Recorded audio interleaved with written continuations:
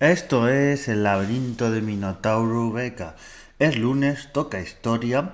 y voy a hablar de una mujer que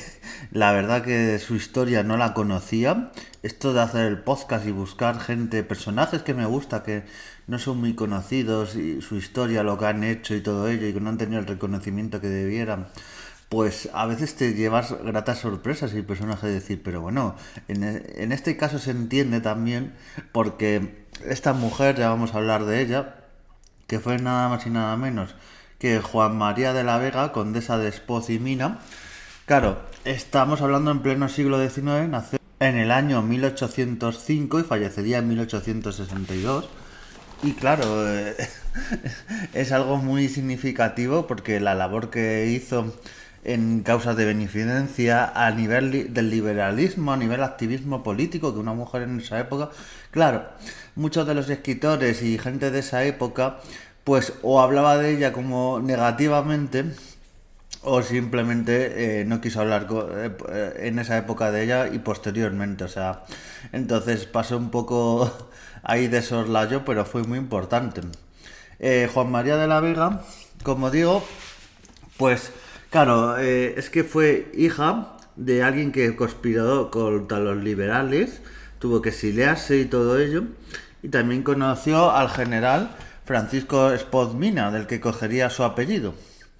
Y fue durante la regencia de Espartero. Espartero, recordemos que este general que fue el regente de la reina Isabel II, cuando María Cristina, su madre, se tiene que ir y salir por patas de España,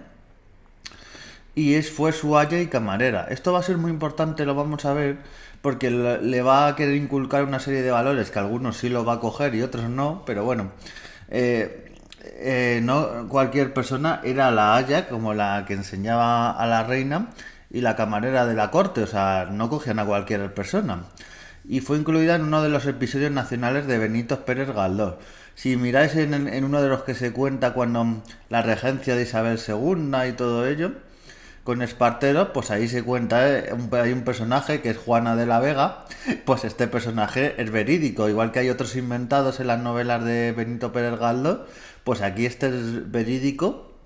y se merecía esto y mucho más.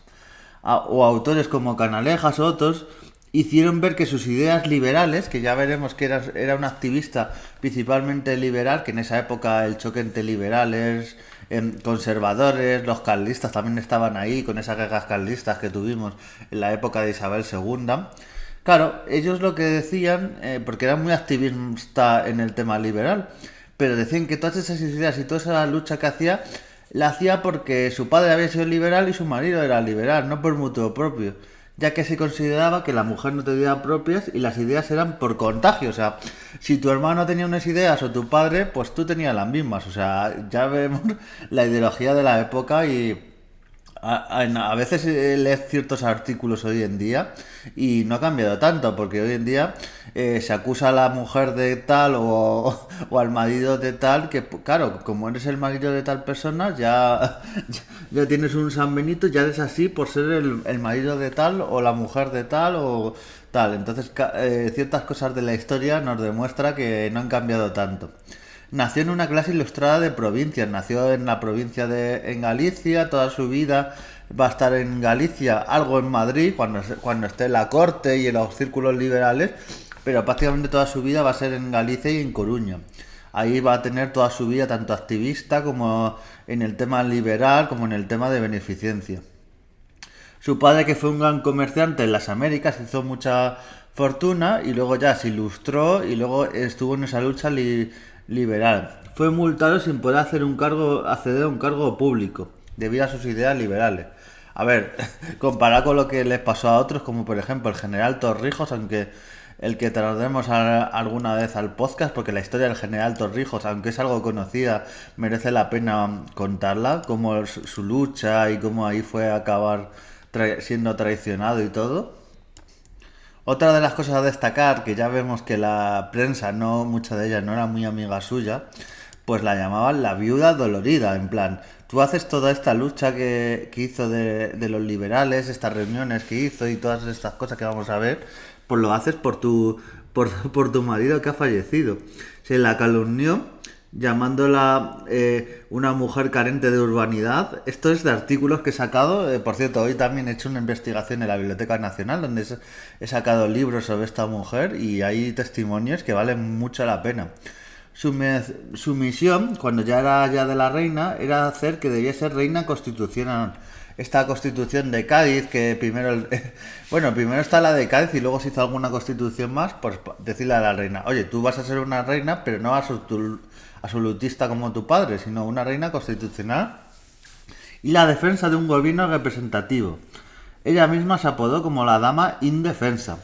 Se opuso al golpe de Concha y Diego de León, que pretendía que María Cristina volviera a España y que fuera otra vez la regente de Isabel II. Su lealtad fue recompensada, se le quiso dar títulos y demás, pero renunció al cargo de la grandeza de España, que le quería dar Espartero. Claro, lo vamos a ver, esto no va a ser la primera vez que va a pasar en su vida, con toda su labor que va a hacer, tanto política como en otros campos, le van a querer dar muchos títulos y ella ha sido una persona siempre muy humilde, siempre fue una persona muy humilde, que no quiso esos cargos, trabajaba en el tema de las ideas porque creía en ellas firmemente y en el tema de la beneficencia y todo ello porque quería ayudar a las personas, o sea, era una muy buena persona y no, cuando le querían dar carguitos o le querían dar un marquesado, todo ello se oponía porque decía, yo no lo hago por esto. En julio de 1843 desaparece de la vida madrileña, ya deja de ser aya y camarera de la reina. No era partidaria de la regencia única que tenía el general Espartero. Eh, Aunque era muy amiga del general Espartero, pero eso, es una persona con un criterio libre, con una ideología, y aunque tú seas muy amigo de una persona, si piensas que esta persona lo está haciendo mal, pues dice, se lo decía las cosas claras, para que veamos la personalidad que tenía esta mujer. Y claro, por eso yo mismo creo que la historia y un poquito los coetáneos de esa época no la destacaron como debía, como se merecía, porque claro, una mujer con ese carácter, con esas ideas propias, estaba muy mal vista en esa época. Hubo una sublevación en la que Juana negó estar implicada, una sublevación de los liberales, su casa era centro de reuniones progresistas, hacía unas tertulias que eran de las tertulias en las que se reunían lo más renado iba a decir de Galicia, porque eran en La Coruña la mayoría, porque ya se fue a Coruña, pero iba gente de toda España, políticos, intelectuales y debatían y luego de esas tertulias pues muchas veces pues hacía una conspiración o un acto político y casi todos eran de esas tertulias. Apareció en la lista de Narváez, que era una lista de personas conspiradoras, y quisieron siempre desterrarla, pero no lo consiguieron. Y eso, su influencia y todo lo que... Eso, se rompe su amistad con el general Espartero, y es apartada poco a poco del mundo político, por ser vista como una vieja gloria. Y es eso, todas esas redes políticas que tenía de conocidos, de tal, redes a nivel nacional e internacional, porque también tenía unos contactos a nivel británico, francés y de otros sitios, o sea, esta mujer tenía contactos por todos lados, o sea, yo la llamo, aunque sería casi faltarle al respeto, pero como en su día decía el pequeño Nicolás, que conocía a unos a otros, pues esta de verdad conocía a unos políticos, a intelectuales de España, de fuera, y claro, mucha gente cuando quería entrar en el mundo político o tratar algún asunto sabía que ella era la clave. Ya casi voy a dejar el tema de político y todo ello y voy a decir que si, francamente pienso que si no hubiese sido una mujer, hubiera llegado mucho más alto, hubiera durado en el tiempo y en cargos más altos estado, pero como era una mujer, pues llegó a lo que llegó, porque a lo que le dejaron, como digo yo mismo. Nos vamos a pasar a otro plano, y es el plano de la beneficencia. Ella tuvo una amistad que vamos a verla varias veces con Concepción Arenal. Concepción Arenal, que he decidido de ella, o sea, no daría para un podcast, daría bueno, para un podcast entero, un podcast haciendo mensualmente o semanalmente sobre la vida y las cosas que hizo Concepción Arenal, que es un personaje muy destacado. Y cuando hice hace poco el podcast sobre el programa de los mejores de la historia, dije que me parecía una barbaridad que esta mujer no estuviera en esa lista, porque es una referente. Pues fundó la Asociación de Señoras de La Coruña, una asociación clave de ayuda a niños y asistir a niños de Hospital de la Caridad, sin ayuda de las instancias católicas. Claro, en esa época la beneficencia era casi todo, la iglesia era la que ayudaba, pero claro, una institución fundada y más por mujeres para ayudar que no eran católicas o sobre todo no activamente, pues era algo revolucionario, o sea, por eso le costó pedir. A petición de ayuntamiento se hizo cargo del hospicio y ayuda y la dirección y mantenimiento de un hospital provincial en Coruña, o sea, esos hospitales que normalmente eran regentados por la iglesia, pues ella logró con su ayuda y con sus fondos y todo, tiró de sus contactos nacionales e internacionales para recaudar fondos para esta causa y otra. Se le quiso dar por estos trabajos de beneficencia el título de grandeza de España, duquesa de la caridad, título que rechazó, ya que lo hacía por un deber moral y social. Lo que he dicho antes, no se quería llevar los carguitos ni llevarse el mérito. Ella decía, no, yo lo hago por una buena causa, por estos niños, por mujeres y por todas estas personas, y debía ser colectivo y personal y no personal el premio. Esta labor en su época fue censurado por buena parte de la sociedad, o sea, hacía una labor de hospitales, de ayuda a niños, de todo ese tipo de causas, y fue censurada por la sociedad, por beneficiar la beneficencia femenina, ya digo, como era estas beneficencia femenina, como Concepción Arenal y otras mujeres, que eran sobre todo mujeres que se dedicaban a ayudar a las personas y no lo decía la iglesia, pues las personas de la época, la prensa y otras personas, en vez de decir, joder, qué labor están haciendo todas estas personas que estaban sin ayuda, les está ayudando, pues aquí como somos este país, y hemos sido en toda nuestra historia, tenemos a alguien que hace las cosas bien y en vez de decir qué bien lo estás haciendo, le intentamos poner piedras en la rueda y todos los obstáculos, y cuando vemos que una persona hace las cosas bien, ayuda a los demás, en vez de decir qué bien lo estás haciendo, pues vamos a por él. Este país la envidia nos puede y esta mujer, en vez de ayudarla, muchas veces fueron a por ella. Y es algo que, claro, por eso su historia está un poco escondida. Su aniversión, eso a los títulos nobiliarios, de que ella no quería esos títulos, pues mucha gente dijo, que tú no quieres estos títulos que se están queriendo dar por tu labor, eso es que algo escondes o algo tal, y claro, es que se veía mal que ella fuera humilde, o sea, fijaros cómo era la cosa, o sea, no tiene sentido. También eso, esta labor y por beneficiar y visitando asilos, manicomios, hospitales, orfanatos.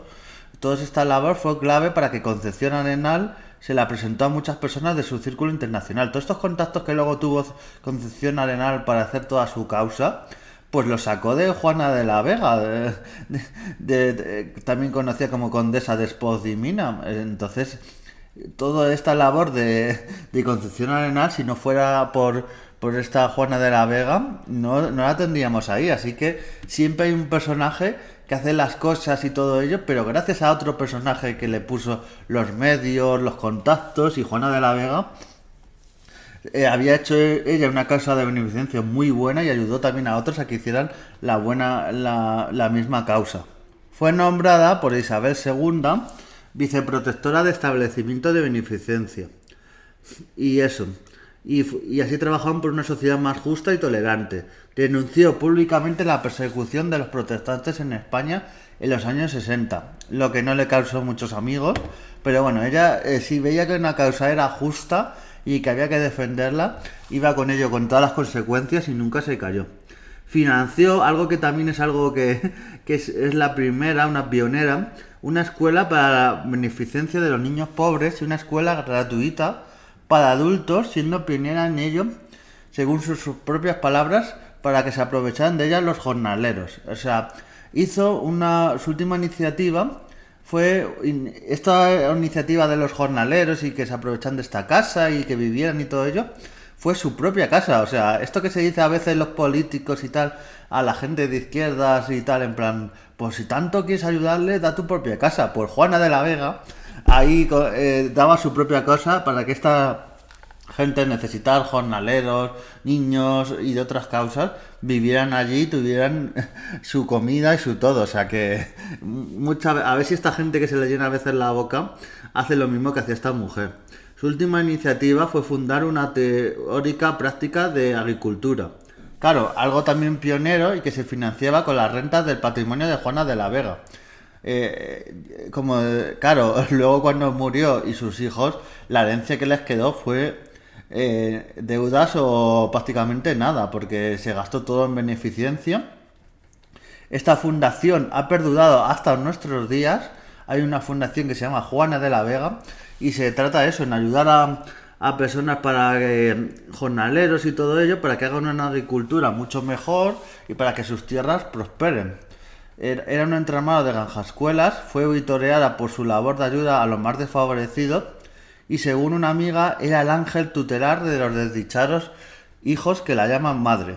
Fue modesta y humilde en toda su vida. También, ya para terminar con su vida, que ya digo, porque el podcast dura lo que dura, pero vamos, su vida da para muchísimo, Juana de la Vega, y fue encomiable su labor como escritora. Fue encomiable, pero por desgracia no tenemos prácticamente nada publicado suyo. ¿Por qué? Pues por lo que he dicho antes, las envidias, ella era mujer, entonces le costó mucho, lo único que publicó, le costó mucho publicarlo, que era la biografía de su marido, del general Spot y Mina, y le costó mucho publicarlo. Ella para publicarlo tenía que decir que esto lo había dejado prácticamente ya escrito su marido, que ella lo que hizo era recopilar cartas y juntarlo, pero que no lo había escrito. Cuando la verdad luego se ha descubierto que lo escribió ella de manera muy buena, pero si ella decía que lo había escrito, los editores, la gente de la época, los intelectuales decían, uy, pero que esto escrito por una mujer no lo vamos a publicar, que estaba demasiado bien escrita esta obra por ser de una mujer. Fijaos lo que estamos hablando en pleno siglo XIX, los complejos que había de los hombres y cómo no dejaban publicar a estas mujeres y todo ello. Una mujer que ya digo, si la hubieran dejado como escritora hubiera hecho obras muy buenas, pero solo pudo publicar esta obra y ya digo, en el campo de la beneficencia, de ayuda a los más desfavorecidos, en el campo de la política y en el campo de la escritura, prácticamente en todo lo que se propuso fue una mujer 10 y no como se decía que era una mujer acompañante de su marido y de su padre,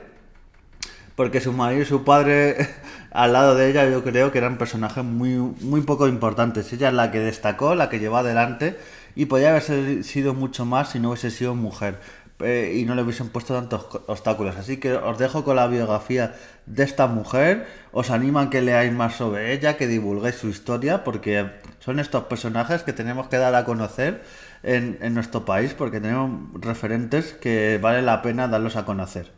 Esta Juana de la Vega, representante de Juana de Vega, también conocida como representante de las mujeres patriotas y liberales. Así que nos vemos en siguientes podcasts y adiós.